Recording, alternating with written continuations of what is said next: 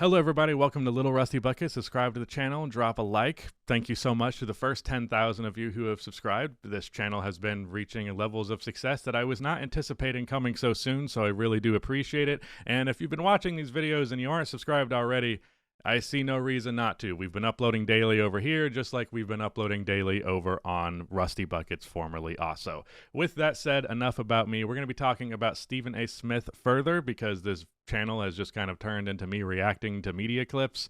I wanted that to be a large part of this channel, but it's been happening at a rate higher than I expected. I think it might just be that I mostly ignored this kind of stuff before because it bothered me so much, but you know, we're in a rage attention economy, so let's get some rage clicks on Stephen A. Smith continuing to be a jackass. What do you make of LeBron confronting you in the aftermath of that situation? I thought it was weak. I thought it was some bullshit. But in the moment, I really don't know if I would use the word weak when talking about the encounter where you looked like a scared little child. I don't know. That's just me. I think that's giving off weakness more. I knew that I was listening to a father.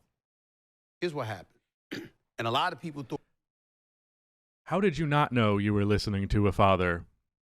Are you aware of what Bronny James's real first name is? Do you know who he's related to? Why wouldn't he be coming to you as a father? That should be expected. And I think the fact that Stephen A. expected LeBron to just inhumanly separate these aspects of his life to personal and business, I think it shows a lot about his perspective and how he covers these athletes. But we'll continue. This was the end of the game or something like that. This was in the third quarter. Apparently, LeBron had walked out of the timeout, and I turned around, and he's right here in my face. He said, yo, you got to stop talking shit about my son. You got to stop fucking with my son. That's my son. That's my son. And I was like, what?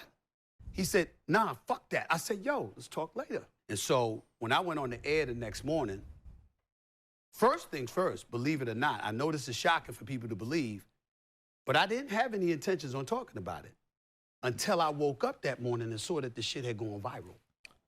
Once the shit had gone viral, the bosses at ESPN, now you got to talk about it. This is you and him. You got to talk about it. Okay, so I actually do believe, and I've seen some people calling this aspect of it out as a lie. I understand why they would, given Stephen A's track record for wanting to stir drama. You know, there's definitely a lot of business incentive in this going the way that it did, like it or not. I'm talking about him right now because it happened. So on that end of things, I actually do kind of believe him even still that he didn't want to talk about this on his show, but being forced to by his people, who ultimately Stephen A. is still employed by people, so he does have some people he has to listen to. Yeah, I'm not surprised by that. I actually do believe him on that front, but I believe the reason he didn't want to talk about it is because it was embarrassing, because he looked like a bitch. And beyond that, more importantly, even if you didn't want to talk about it, when you did, you could have said things that made the situation better and not worse, and you did the exact opposite of that. We're not going to play those clips back because we've already talked about it over on the Also Rusty Buckets video, formerly Also, if you want to check that out, if you haven't already. But yes, we'll continue here. So I go on the air and I said, the first thing that I'm going to do is establish that this was a father talking to me, not a player. He didn't say that. Nothing communicated that idea from his original reaction, at least not from my understanding of it. I did not get the implication that he emphasized that aspect of it at all. But Stephen A. likes to say that he did things or didn't do things that he did or did not all the time. So give him that. And that was what threw me off. And I was glad, even though I thought that he misrepresented the argument, I was glad he did. Because you see, what he was really talking about, which was confirmed with his conversation with Richard Jefferson, is that I was talking about him as a father. And so what happens is that had he said that to me, then I wouldn't have been thrown off. I'd have came right back at him. Yes, I was. I was talking about you. You did this shit. Okay. So on that last part, first of all, again, says a lot about Stephen A's perspective on things that he wouldn't think LeBron's problem with him is that he basically said he was being a bad father on television for millions of people to see.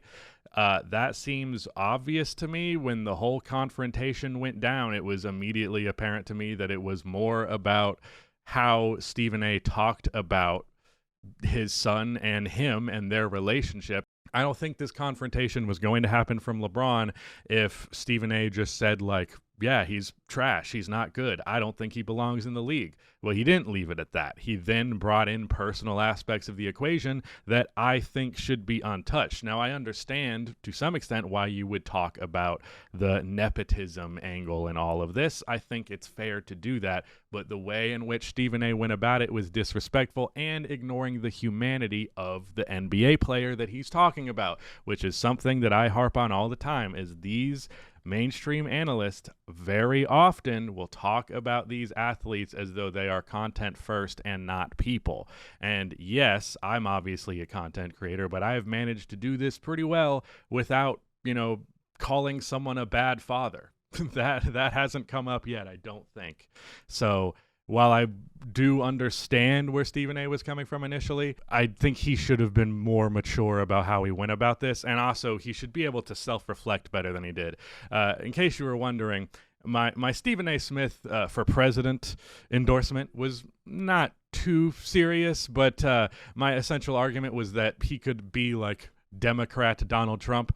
To be completely honest, with the way that he avoids any level of accountability, with the way that he talks about people, expecting them not to take offense to his pretty direct insults, he is very Trumpish in a way that I just can't abide by, even if I do wish Democrats would start calling Republicans weird again. With that said, this video is not about Stephen A. Smith in its entirety. I would appreciate if you stuck with me here since you've made it this far, but I want to talk about something that actually matters and not a petty dispute between a multimillionaire athlete and a multimillion-dollar sports analyst. Recently, a Palestinian activist who led Colombia's protests by the name of Mahmoud Khalid was arrested by, I believe it was ICE, but at least one of the federal government administrations, with the promise that he would be deported from the country, have his school or work visa, whichever it was, redacted, and send him out of America. But there should be no problem with him staying in America. It's very unlikely, at least at our current state of our justice system, that this would happen. Now, maybe the wrong judge who is assigned by Donald Trump ends up getting in place and then some serious injustices happen. But as of right now, I'm fairly confident that Mahmoud is going to be fine. However, the incentive, the reason behind doing something like this was not for the intention of actually getting him behind bars or out of the country. Rather, it was with the intention it was basically a scare tactic. They want to make not only Colombia's students, but students across the world who have been protesting the genocide in Gaza to dial it back, not organize, not protest, not cause disruptions, as though protests are not supposed to be disruptive in their very nature. Donald Trump said that this arrest was essentially the first of many to come. And then the president wrote in a post on his social media platform, Truth Social, that his administration will not tolerate what he said is pro-terrorist, anti-Semitic, anti-American activity on college campuses across the country. So let me just end this with a very simple statement. Anti-Zionism is not anti-Semitism. It's a very different thing, and it is in fact anti-Semitic to directly associate Jewish people with automatically being Zionists. Many, many, many Jewish people, especially American Jewish people, are not Zionists, and they actively disdain what Israel has been doing to Palestine.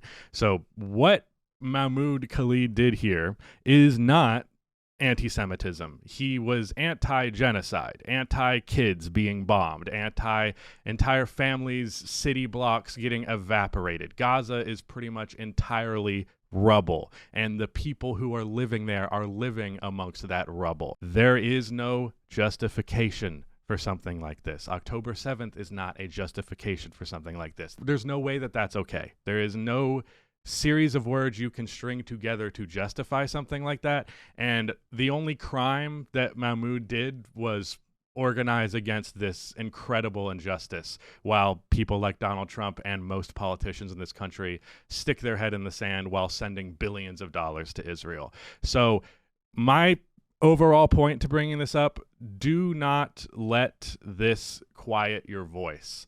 There are probably going to be more arrests like it, just like Donald Trump said, but you can't stop saying what is right out of fear. When you do that, they win. They win, and it's over at that point. And I know it's very easy, and especially preached in American culture, to be super self-serving and super self-centered. Put your head down, accept the state of the world, and don't say anything, don't fight back. To a degree, you are then complicit if that is your attitude. So fight back against these forces. Do not let them suppress your voice. And thank you if you watched to this point in the video. That is it, though. Goodbye.